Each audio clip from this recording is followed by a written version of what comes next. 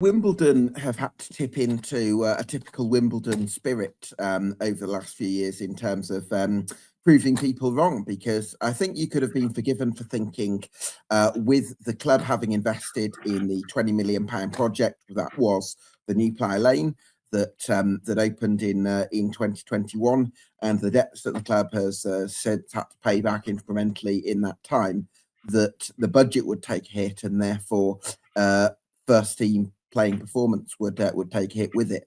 But actually what we've seen since relegation in 2022 is steady progress under Johnnie Jackson. After a tough first season, they challenged for the playoffs the following season, just missed out, but then made them in 24-25 and won promotion thanks to a campaign of defensive solidity. But they really surpassed expectations last season in League One by staying up, not only by staying up at all, but staying up with the injury crises they had in the second half of the campaign, when I think they had 3 strikers out and a double-figured list of players on the treatment table. So it's a testament to the work of Johnnie Jackson, and a testament to the work of Craig Cape as manager and director of football, respectively, as well as the board as well. But fresh challenges await. Big Goliaths are coming into League One as well. Can Wimbledon continue to punch above their weight and consolidate at in the third tier? That's what we're here to discuss on this Summer Deep Dive. Yes, welcome along to EFL Debate. I'm speaking to a fan of each of the 72 clubs across the Football League this summer, so get subscribed for more of that content. Well, I'm delighted to be joined by Mark Lewis from the Same Old Wombles podcast. Mark, thank you so much for joining us this evening. What's your take on how Wimbledon have responded to the challenges of the last few years, but also the challenges that lie ahead? Good evening, Gab. Good to speak to you again. The reality is, and I'm long enough in the tooth, hence the name of our podcast, I'm long enough in the tooth to know this. I don't know whether or not, if you continue to punch above your weight, whatever division you're in, whatever situation you have, that just becomes the norm, basically. Mm-hmm. I was watching the Vinnie Jones documentary that was recently gone on Sky, which is going back to showing stuff from Plough Lane of old that I grew up on in the late 80s. And no one expected us to do anything then, and no one gave us a chance to do anything then, and we were frankly patronised by a load of people. And obviously much more modern day life comes in with social media and loads of armchair critics with mobile phones. And the same thing kind of happens, really. So without wanting to have a chip on our shoulder, I don't know that we did genuinely believe once we got to Plough Lane that everything was going to be sweetness and light. I think people had seen what happened at the Emirates with Arsenal on a much bigger scale, but you've obviously got to pay off whatever you've got to pay off. The reality was that moving into Plough Lane was delayed by various different things. Thank you, Mr. Johnson, as London Mayor. And so when we got there with extreme debts and financial legacy, which will impact the short term, the medium term, and quite possibly the long term as well. But we're dealing with that because we're not the kind of club, or we're not the kind of fan base that sits there and bemoans our fate. We just get on with it. And yes, everybody would like to have 3 25 goal a season strikers, but we deal in the reality in League One. And the reality in League One is that most of the people that we'll get will be with us for a reason. And we hope to get the most out of them and the best out of them while they're in a Wimbledon shirt. What's your take, Mark, on the ongoing conversation around Wimbledon fans, of the conversation of fan ownership versus fresh investment? Because both sides, I think, have really valid opinions. I would imagine that in the fan base, I would expect that the majority are in the belief that fan ownership is the right way forward for Wimbledon. However, what I've come to maybe realise, or start to think based on people I've spoken to, is that majority has shrunk a little bit in the last couple of years. Would that be accurate? You have to deal with realities, but the reality is we're a fan-owned club and we want to be a fan-owned club, and we trade on being a fan-owned club. So that's the practicality of it, whether or not people like that or not, or don't like that. I personally do. I was on the board. I was elected to be on the board a few years ago, And anyone who listens to the Same Old Wombles is well aware that most of us are of a certain age, of a certain background, fought against various things that happened to Wimbledon FC in the past, and obviously were part of AFC Wimbledon being formed, and that was done under fan power, so to speak. So that's not going to change. Yeah, we're not going to change our leopard not changing his spots in that particular regard. Equally, at the same time, we see loads of different clubs coming down to play against us, and we know that if there was a capacity to allow, for example, Leicester this coming season to bring 2,500, 3,000 fans, and they would. When Sunderland were initially relegated into what was then League One, and we were still playing at Kings Meadow with an away capacity of under 850, I think, they instantly asked us for 3,500 away tickets without having any idea of the capacity of the whole ground, for example. So we're well aware that there will be people with big resources, and at some point you're not going to be able to keep up with everybody, but you're going to try and keep as close to them as you can. And to do that, you need obviously appropriate investment. So the club is not, and I'm aware as a fan, from the public announcements that have been made by the club board, they're not in a position where they want to sell the club lock, stock and barrel, nor are they in a position where they intend to do that, nor do I genuinely believe that there's really much more than a significant minority of people who want to actually indulge in such conversations, if I'm completely honest. Having said that, the capacity of Kings Meadows which is only 6 years or so ago now, will fit into the whole of the main stand itself, let alone the rest of the areas within Plough Lane, New Plough Lane. And as a result of that, there's certainly more season ticket holders. The club made the decision to make all the season ticket holders members, which means they get votes on club matters like the opportunity as there is now. It's called 50+1, which essentially means the club, the owners will still be the fans, will still maintain the majority, but there's an opportunity for investment to come in, and there are lots of discussions. In fact, there was a podcast put out by a couple of members of the board this time Friday last week, saying that they are in detailed conversations, which I know they have been for some months, and they're hoping to bring something to the supporters in the early part of the season in September, with a view or to be able to then vote on the viability of that particular financial transaction, whatever that looks like. Yeah, I think that seems like a sensible middle ground to me. Because I think, I suppose there's maybe a more specific question, which is majority fan ownership versus 100% fan ownership. And I think that the 50+1, I think, means that the fans have ultimate power while still giving room for people who are curious about the club, curious about the story, curious about the fabric of the club, and have an opportunity to sort of explore that and become sort of ingrained within the fabric of the club. Like a John Green type figure, there's been people who have been sort of inspired by the Wimbledon journey and think, can I be part of that? And I think if there's people like that who maybe have a bit of money and really want to invest in it, then from an outside, I would see that as a positive thing, but only after a certain amount of time, after you maybe take on a very small stake initially, and then you sort of prove yourself to be reliable, and it can grow that way, rather than obviously the wham bam thank you ma'am of sort of transferring it over, which I don't think is right given the contextual nuances of AFC Wimbledon. And as I said, that's not the intention of what the club want to do, and that's not the intention, I believe, of what the majority of the supporters would want to do. Naturally, there are fans, and everybody, as I said, it's an armchair critic, and everybody, if we go to Huddersfield and stink the place out on the first day of the season in the way that we stank the place out on the last day of the season when we lost 4-0 in our last home game, then naturally you're immediately going to get people saying, "Oh, that's going on. We haven't got the resources. We need significant investment." Blah blah blah blah. That's not the way Wimbledon are set up. I don't believe that.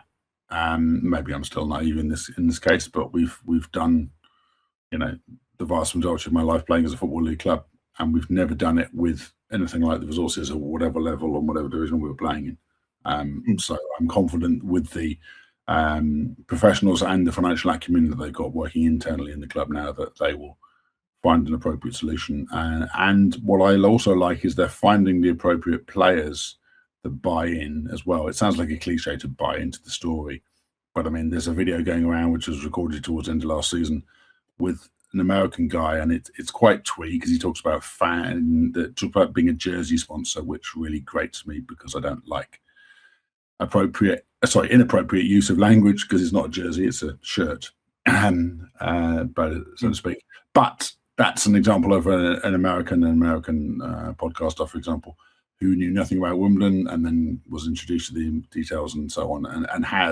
this particular individual is just a media professional. He hasn't got any investment capital, but he has fallen in love with the idea. Yeah, and I think that's good, and I think you can learn these things over time. What the language is, and you can become more ensconced with the culture of English football.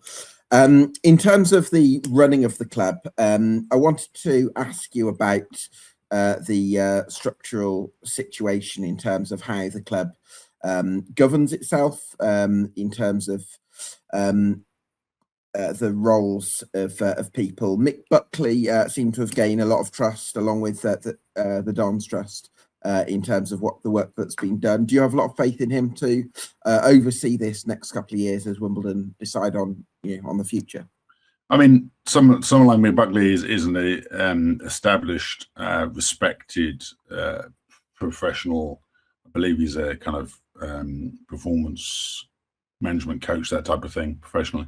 But has been a Wimbledon fan like I have. He's probably about 10 years or so older than I am.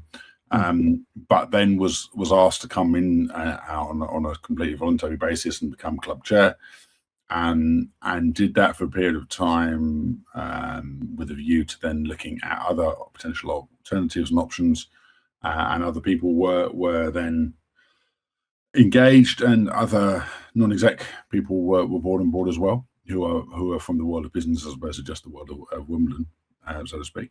And under Mick's stewardship, obviously he has the man and boy engagement and feeling of being a Wimbledon fan, but also he has the central business acumen.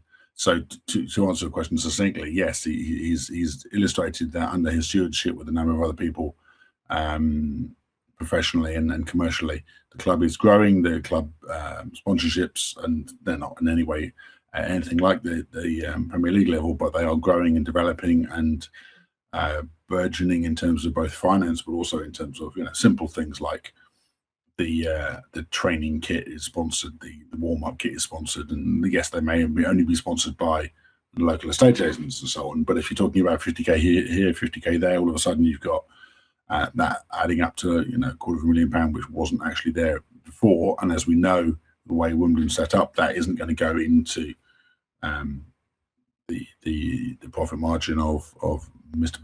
Businessman from Turkey or whatever else who owns the club. Yeah, I must say with Mick, I think my first impression might not have been correct, because I remember around 2022, I think possibly a time when results weren't necessarily great, maybe 2023, off the back of maybe finishing towards the bottom of the league too. You're going to talk about his dog. What's that? You're going to talk about his dog. Go on. I wasn't going to talk about his dog, actually, but I found him slightly standoffish with one or two questions. I think I watched the fans forum around that time, but then I watched him, I think, doing a in-house club interview, and I found him, seemed to be a bit more amenable. So I wondered if, I'd possibly had him wrong. So I can tell, based on his. I don't know necessarily. Look, I know Mick personally, so I don't want to be rude or inappropriate, but there was a club for Meet the Manager type thing at the end of the that was the one, first season, where he did talk about his dog. He was basically asked direct questions about the club, and I don't know how the dog came into it, but the dog came into it, and football fans have long memories. So that's the one that's labelled against him. But to be fair, that whole particular activity and that whole evening, and I was there in person, was an absolute car crash of a particular arrangement, and there were people standing up in a room of a few hundred people or whatever, basically in a very rudimentary Anglo-Saxon way, telling Johnnie Jackson exactly what they thought of him. Yes. And it wasn't a case of you're in a big stadium where you've got 8, 9, 10,000 or whatever, and you can hear a few voices. These guys were not very far away from him and not holding back in terms of what they said. And I think, to be fair, that was probably the start of a kind of rapprochement, for want of a better word. Jackson's never been the manager that Wimbledon fans buy into, possibly because of his style, possibly because he's obviously clearly wedded to Charlton, which is absolutely fair enough. Probably because he's a North London boy with a South London boy. I don't quite know, but people haven't necessarily ever really warmed to him, even though he's by reputation and by results the most successful manager I think we've ever had, certainly in the league era overall. But if you were to ask somebody even in their, I don't know, 40s or 50s, maybe even in their 30s, who's the most successful or the best Wimbledon manager ever, I don't know that he'd make the top three, which is pretty rather unfair. Yeah, whereas Bobby Gold and the lot around that sort of area. Bobby Gould would probably not make the top three either. Really? No, because, I'm betraying my age, but no. I mean, Dave Bassett would probably be top. Toby Brown would probably be up there as well, because Toby Brown obviously took us into the league and was ultimately the right kind of manager. And if I forgot Alan Batsford himself, who was the one that actually took us as a professional manager through the mid-70s of the long unbeaten run, way before your time and possibly slightly before my time as well, then I'd be probably chastised by a number of Wimbledon fans of a certain ilk. But yeah, as you say, there's three or four we mentioned, and Neil Ardley doesn't get a look in necessarily, and even though again he was a very successful manager, but he outstayed his welcome. Yeah, Jackson is the right manager at the right time in the right way for us right now. I mean, I think the conversation's quite interesting, because I think for a lot of Wimbledon fans, the sort of the heart versus head, because there's players that in terms of level wouldn't get anywhere near there, but like what's his name? It was either Harvey Everard. Is it Harvey Everard who was the centre half he played in your first season as AFC Wimbledon, or Harry? Harvey's Matt's son. Matt Everard. Sorry, yes, there you go. Matt Everard. Probably plays in the combined counties for someone. Exactly. So he'd be remembered in the tapestry, but wouldn't necessarily be up there with Vinnie Jones. Interesting. Right, where was I? John, it's interesting you mentioned Johnnie Jackson though, because I do think that he's changed a little bit, like you alluded to. I found him to be something a little bit off in terms of the culture of Wimbledon. Dare I say, a bit of a sulker in his first season, and I think he's kind of sharpened up his game a bit in the last 3 years, and I suppose that's corresponded with what we've seen over the last 3 years, and he's done a fantastic job. I think you have to be realistic and say, when he came into Wimbledon, he'd had a very short stint at Charlton. He was probably in the right place at the right time with regards to taking over as a caretaker, and obviously well beloved because he'd played for the team for many, many years and been club captain and so on and so forth, and been with them through a successful period. Having said that, he didn't really have a huge amount of experience when he came to us, so he learned at the sharp end, really at the coalface. He didn't really have particular experience of playing League Two. He came in initially and was immediately wedded to playing 3-5-2. In fact, I could probably count on one hand over 4 seasons, or however long he's been with us now. This is going into 5 seasons, I think. The number of times he hasn't played 3-5-2. And that's probably only been because he had to. And again, fans have issues with that. We've got some very exciting, attractive young players coming through the academy. Junior and King is one, for example. But we never play wingers. So if you have wingers that are 16, 17, 18-year-old wingers, they'll go out, they'll get some non-league experience as wingers, and then they'll come back and play for Wimbledon. And the only way they can get in the first team at the moment, or even close to the first team at the moment, is if there's a major injury crisis or illness crisis, as there was in the middle of last season when King got in there. But they'll get in and they'll be square pegs in round holes. So King is playing as a right wing back or left wing back. He's a great player, and he's physically stronger than he was last season, but he's not a defender. Yeah, it's interesting, Mark, because on the one hand, I like that Johnnie Jackson has a preferred formation in some ways, because it can give you a certain amount of continuity and stability to take from that. But there's also part of me that goes, when you are Wimbledon and your biggest assets are so limited, you've got to try and maximise them wherever you can. And I think, to me, Junior and King is a really exciting talent. It's definitely the best one to come out of the academy since the likes of Jack Rodoni and Ayub Assal. And I feel like you've got to try and make the most of his talent while you've got him. Oh, 100%. Latest example, for example, like a name is that in pre-season this season, and then pre-season is should be taking the Prince of Salt overall, but we played Charlton at the weekend, beaten 2-0. They weren't particularly up for it. We were up for it. But one of the brightest sparks overall was another up-and-coming midfield player who did rather well in the conference at Sutton last year, which is Kai Jennings. But Kai Jennings played left wing-back for 75 minutes. And Kai Jennings is a tenacious, tough tackling, eye for a pass central midfield player without a left foot. So why was he playing left wing back? Well, mainly actually, as we'll come on to in terms of resources, we've lost 2 very experienced centre backs in the last season, and we've signed 1. But we had at least 4 centre backs who played 15 to 20 games last year, and we've currently got 3 senior centre backs in the squad, full stop. And therefore, Steve Steddon's been playing out of position at left wing back, which is a waste of his opportunities and his resources, frankly. Do you mean left centre back? Left-sided centre back, yeah, as opposed to wing back. As opposed to wing back, yeah, got you.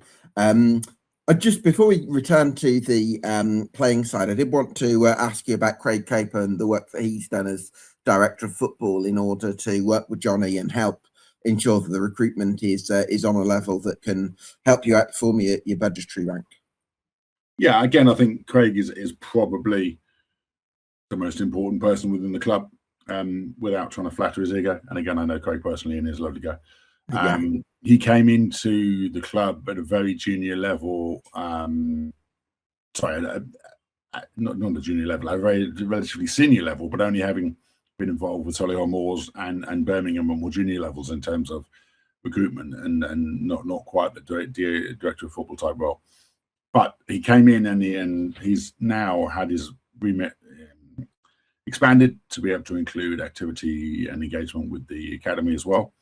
Hence the fact we've got a number of these additional academy players playing through. We probably had 5 or 6 academy players involved in pre-season, for example. And last season we had an all-conquering academy under-18 team that won, I think, 4 trophies, but they're only involved in 4 trophies. 2 of them were national trophies. And 2 of that team have actually already been poached by the big guys, as they say. Centre-back's gone to Brentford and I forget where the other one's gone. But that's another classic example, as we had with Leo Castley a couple of years ago, where 15, 16, 17-year-olds, Matthew Cox is another one, who are very, very promising. Spike Brits is another one. There you go. There's 4 in the last couple of years. And allegedly Spike Brits is the record transfer for an academy player. But to go from lowly AFC Wimbledon straight through to Manchester City. And he's now on loan at Sutton for this season, which means he can come back home and stay with his parents, which is lovely because he's a proper Wimbledon boy. We've had to, that's almost kind of fighting with one hand behind your back, because ideally I think Craig would want to be able to blood some of those players. And if we were in the conference or we were mid-table in League 2, then you could probably do that. But it's a fairly dog-eat-dog life in League 1. You've got to get those results on a consistent basis. We haven't got those results on a consistent basis.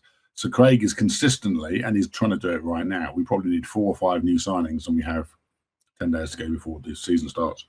I think you found in the 21-22 season under Mark Robinson that slashing the wage bill and the average age seems great strategically on paper in terms of developing potential assets, but actually you need a bit of a balance when you're up against it. Otherwise, the defeats and winning winless runs can mount up.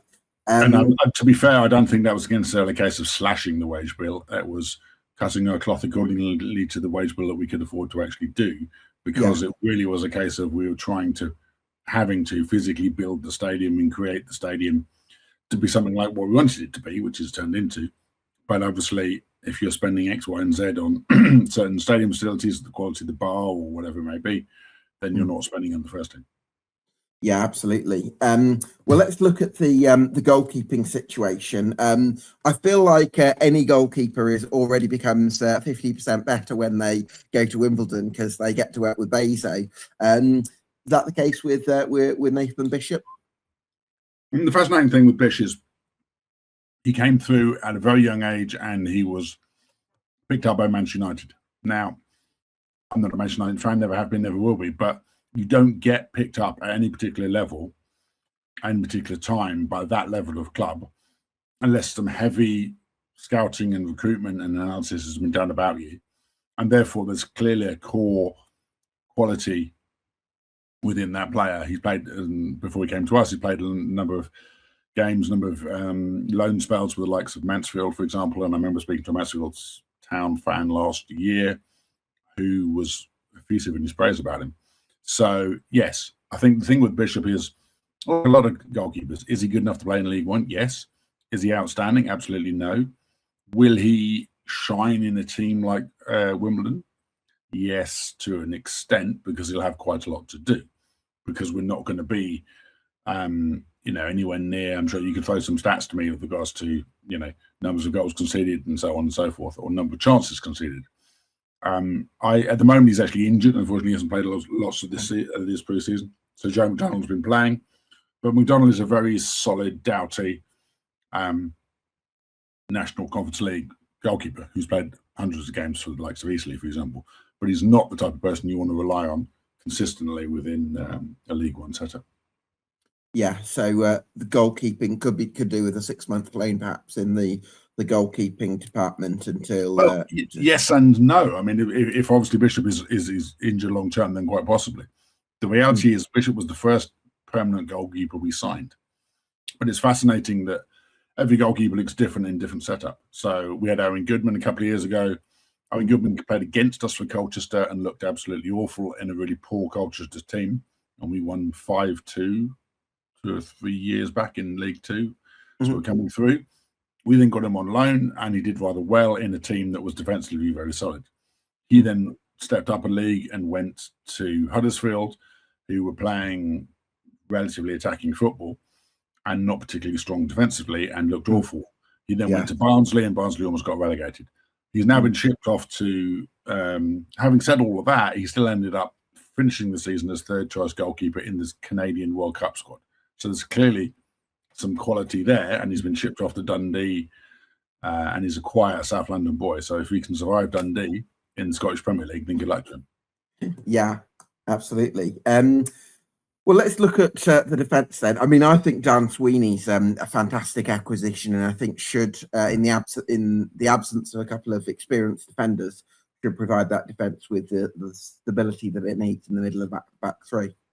100%, yeah. My daughter actually saw him, and as I did the first time at the preseason game against Charlton, and her quote was something like, "He looks like he's capable of eating the whole of the opposition forward line."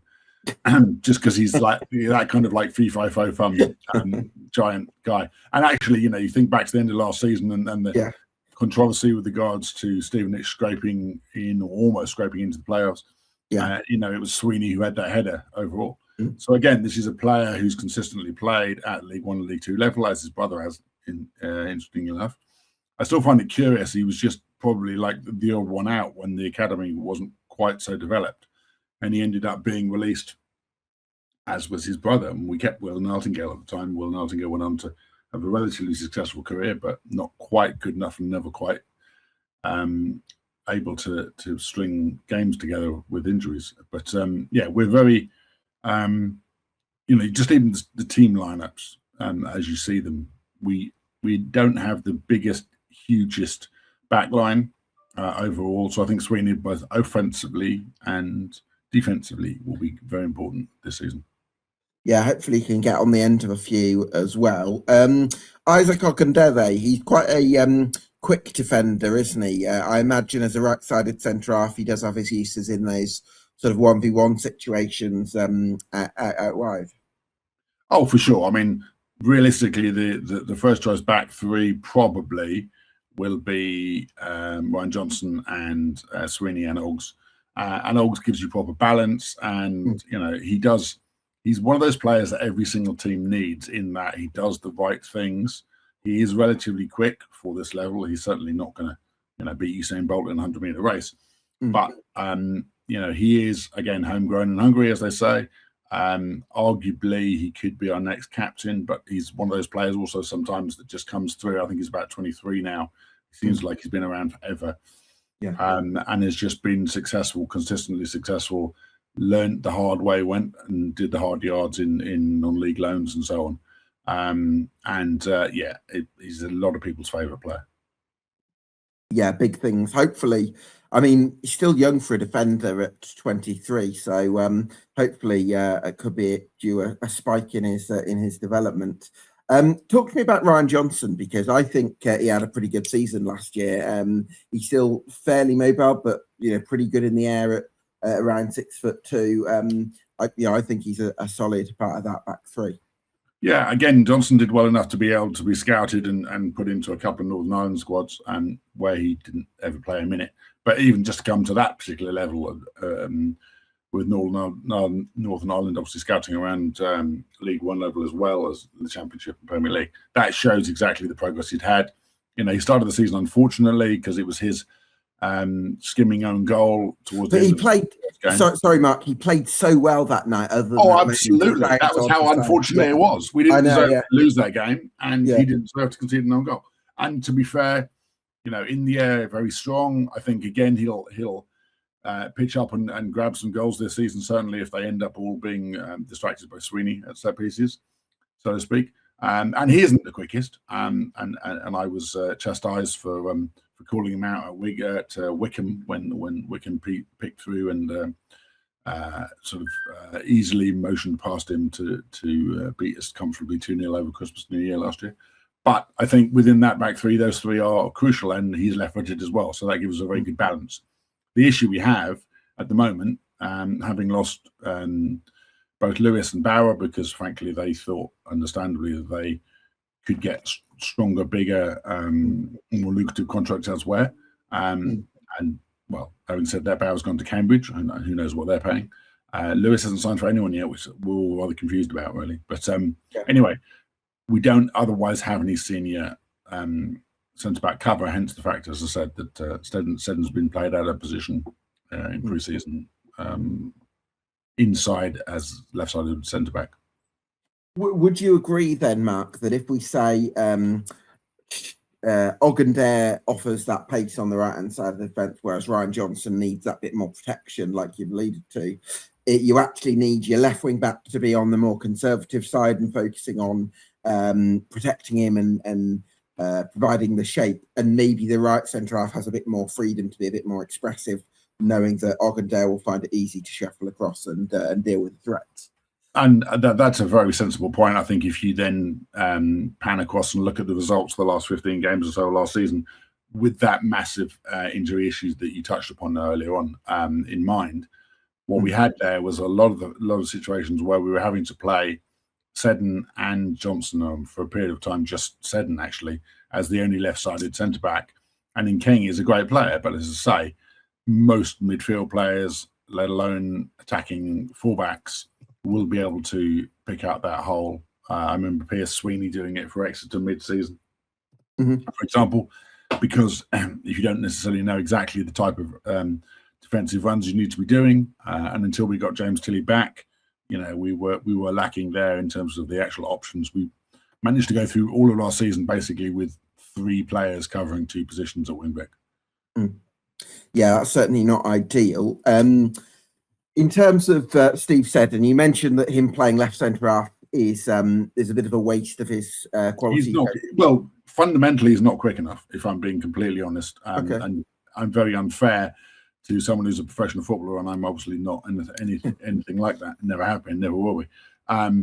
But I think centre backs. We had a wonderful player in the mid to late 90s, Kenny Cunningham, who Wimbledon signed. Oh, Birmingham fan deal from Millwall. I'm so sorry. Can I just say on behalf of Birmingham City, I'm so sorry we took Kenny from you, but we're glad we did. Well, yeah. Although to be fair, I think we got the best years out of him.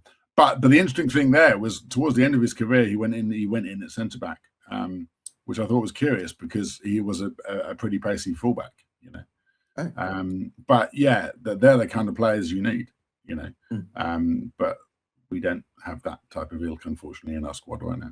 Unfortunately. But yeah, Seddon is a solid player. We love him.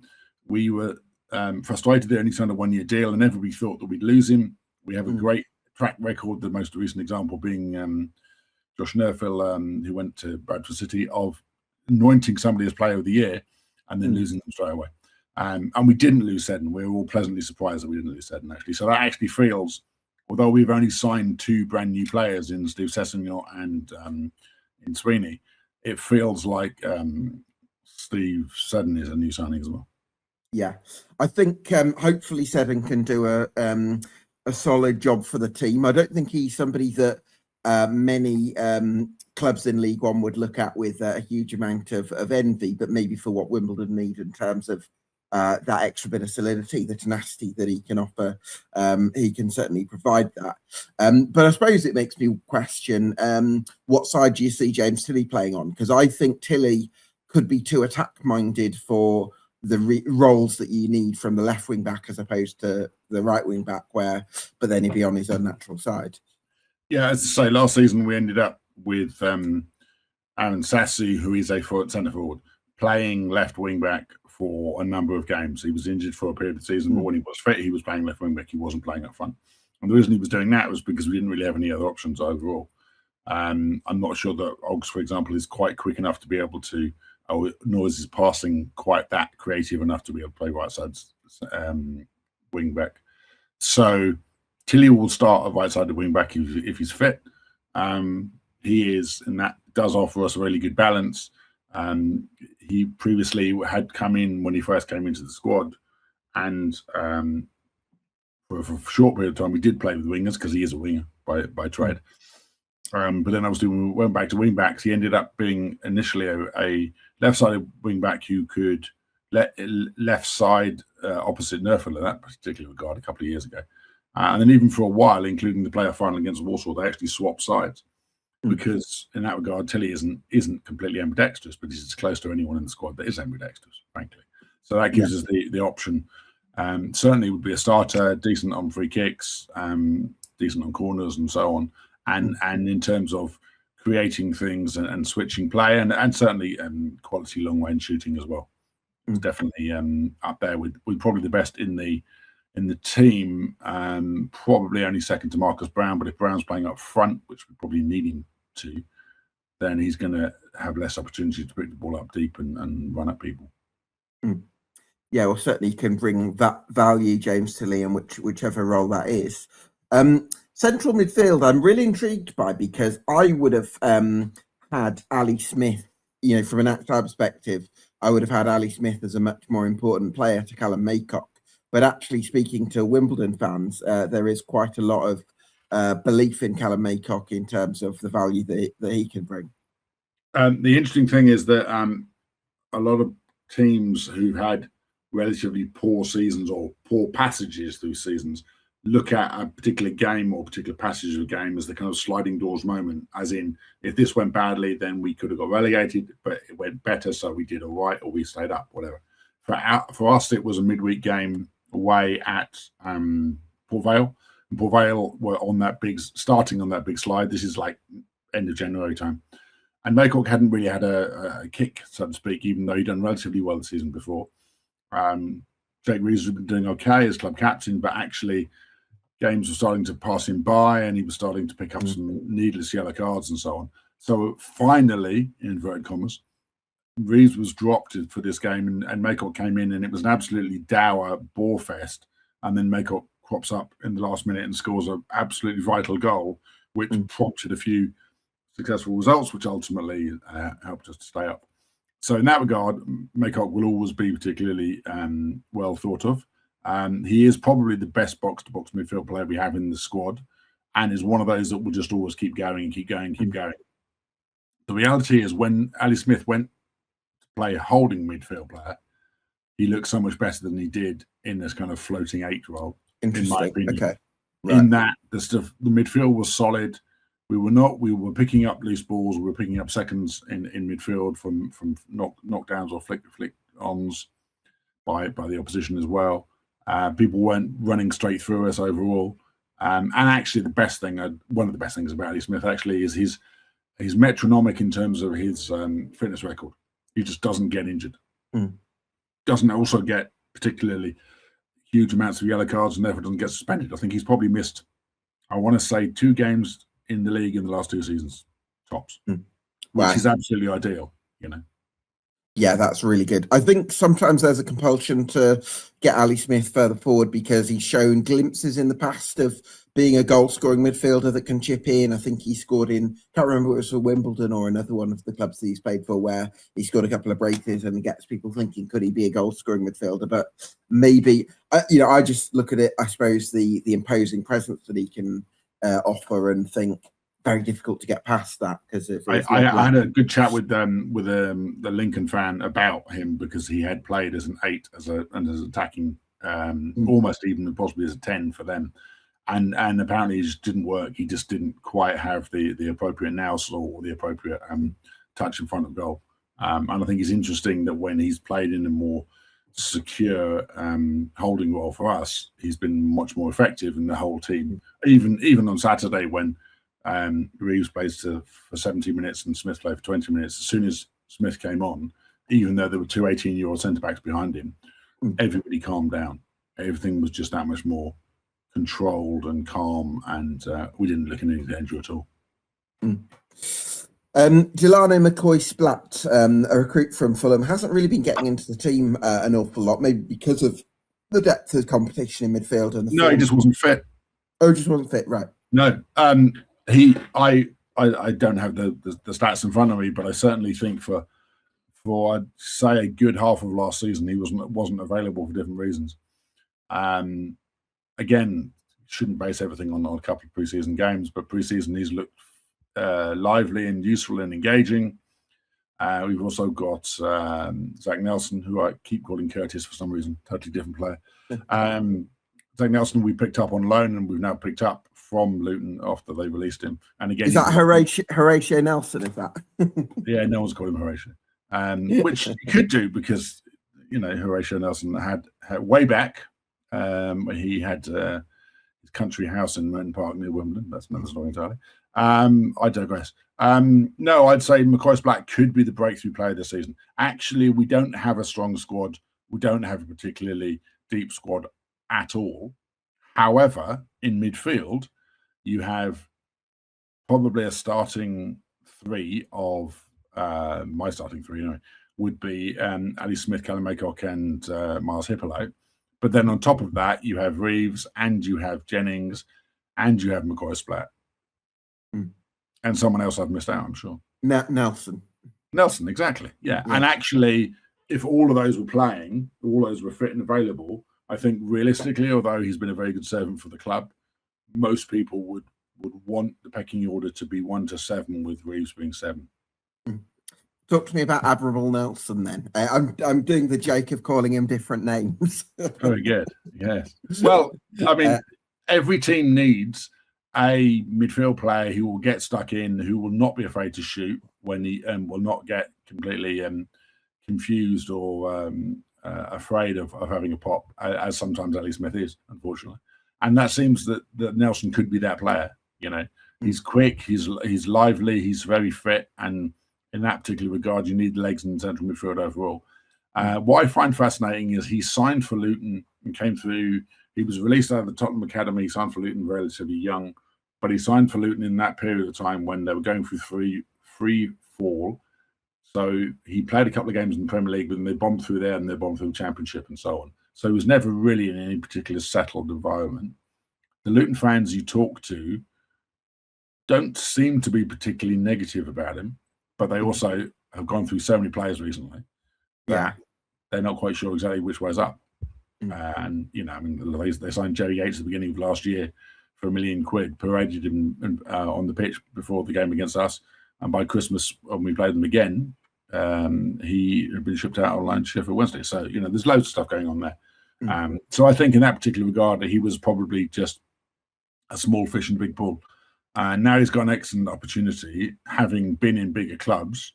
He's obviously looked around and seen what the options are. We're not going to be the most attractive option financially or in terms of playing resource, but he'll know that he'll get more than ample opportunities to prove himself on the pitch, rather than being like the 18th man in a 17-man squad. Yeah, that makes a lot of sense. He's quite forward-thinking, isn't he, Zach Nelson? So, yeah, hopefully he can get some opportunities and get his career up and running.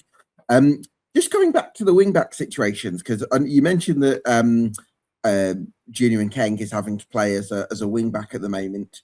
I mean, I would, for the reasons I outlined earlier, I would think right wing back might be a better spot for him because it might allow him a bit more freedom, and there's going to be times where the defence is able to sort of shuffle across a bit to enable him to have a bit more freedom. That's the only way I could really see that working. I'd actually see it in reverse, to be honest. Oh. I'd actually see that defensively, Seddon is a very good player, but if Seddon was playing or Johnson was playing left side of the three centre backs, then you need some pace, but you also need some defensive nous. And unless, sadly, our defensive first team coach Dave Reddington was poached by Everton, so we've got Michael Morrison now, who looks like he is even more intimidating actually than Dan Sweeney. And obviously he's got a stellar career behind him with the likes of Birmingham and Cambridge, for example. So if he can give some defensive clout and training and so on to the likes of King, then so much the better.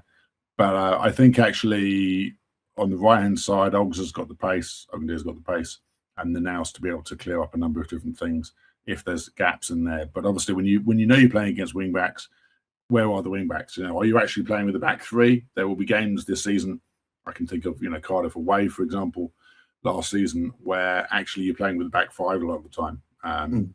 But there's still going to be gaps to be able to pick up, So yeah, I'm mentioning on this week's Same Old Wombles podcast, ideally you want the likes of Brown and the likes of Nkeng in the same team because they're the two most creative attacking options that will get people off their feet. I can't see how that can necessarily happen right now with the resources that we have. Yeah, I wish I was wrong. I hope I am wrong.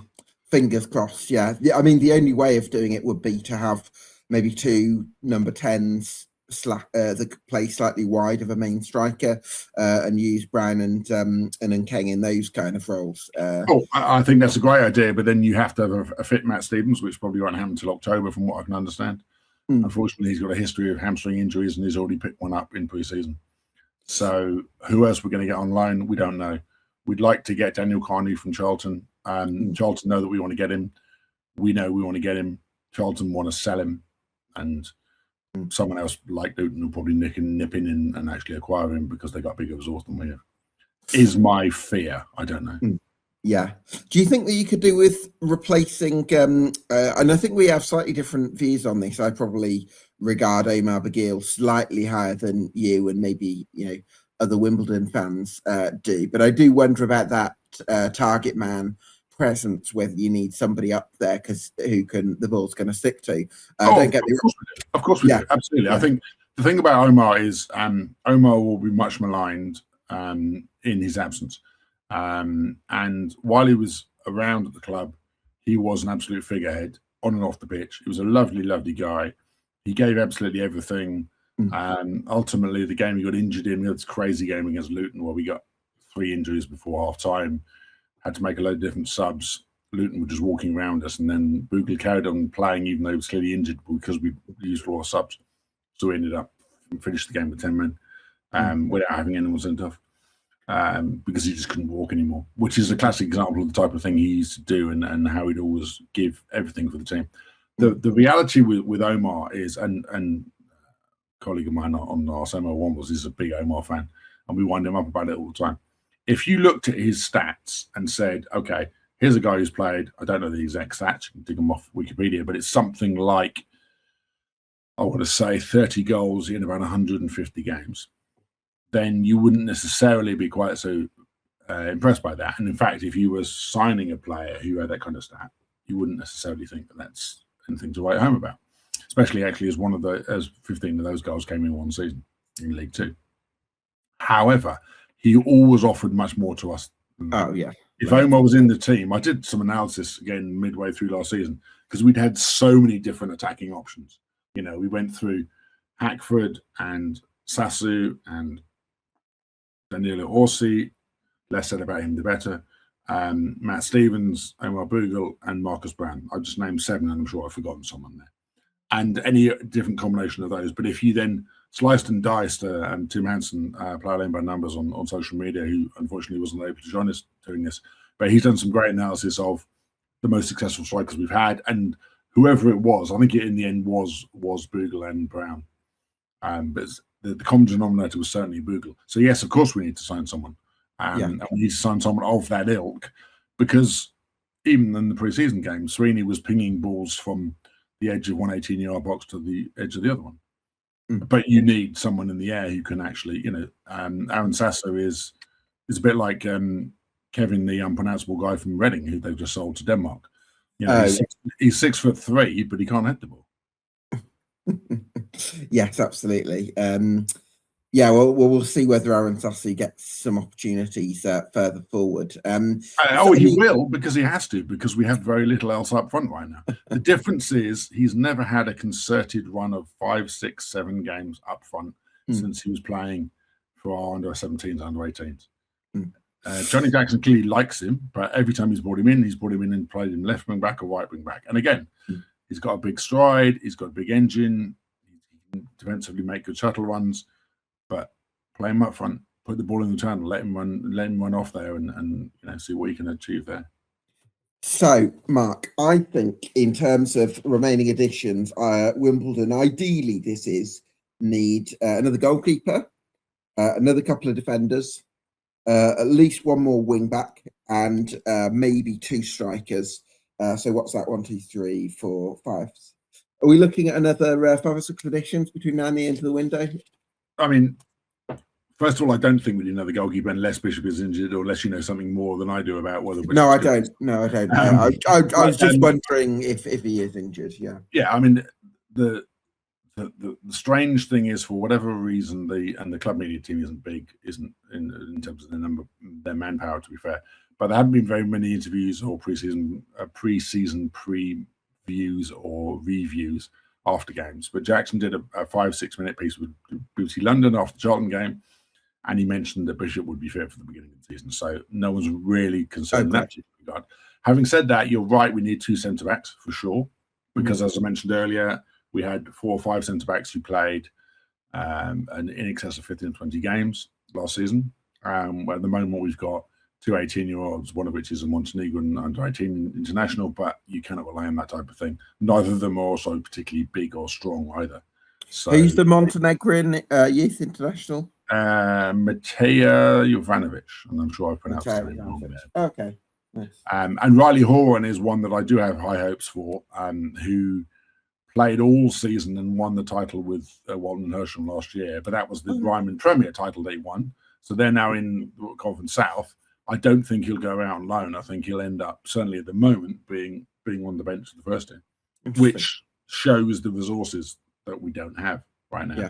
But yes, I mean, I'm looking, for example, we've done rather well out of the PFA release list, so to speak. We got Patrick Barrow from there. We got Marcus Brown from there a couple of years back. Now, that's again a big list, but equally, if the likes of Sami Morsi are on there, and central midfield is not an area that we are weak in, but if Morsi is on there, then you would think, well, there's got to be some potentials on there. And naturally, the closer you get towards the end of the transfer window, the more magic you'd hope that Craig Hope can conjure up in terms of persuading that type of experienced player, as we did with Sam Hutchinson, which didn't really work through the injuries and the unfortunate heart attack he had. But that type of ilk of experienced player, we have it with Reeves, but I don't think he'll be a consistent main start of the season. We have it with Sweeney and we have it with Johnson, but you need it through the spine of the team, and we don't have it up front right now. Yeah, absolutely. Well, that wraps up the main part of the podcast, but if you'd like to access some bonus content in which I'll be asking Mark some quick-fire questions, including his predictions for Wimbledon next season, you can click join on the button below and become an EFL debate member. So if you'd like to go and do that, we look forward to hopefully seeing you on the other side. Otherwise, everybody, thank you so much for watching.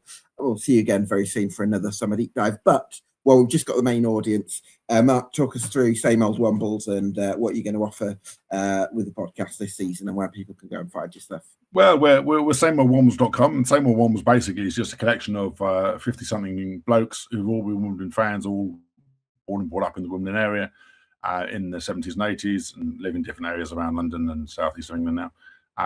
And some of us have been on the board, so we have some intimate knowledge of the workings of the club. Otherwise, we're just fans, really. Just we're second or third generation in terms of fans, and some of our teenage children come with us to games as well. And we just offer a slightly esoteric, off-the-wall, random chat about life, the universe, and everything really that's related to football. So are we going to be pro Infantino? Absolutely not. Are we going to be pro Premier League? Anything? Absolutely not. Are we going to be, claiming that Johnnie Jackson's the best thing since sliced bread? Certainly not either. I think we're going to be calling it out quite straight. We have a number of guests on. We have a number of former players that have been involved with the club, both on the women's side and on the men's side as well, going right back to the 70s and 80s as well, and former managers and so on. So it's always worth listening in. We usually record early part of the week and our broadcast an hour or so's episode. We've done a couple of summer specials. So, look out for Same Old Wombles on Spotify or anywhere else you can get your podcast every Tuesday or Wednesday. Brilliant stuff. Get subscribed. Thanks, everyone. And we'll see you again soon for another Summer Deep Dive.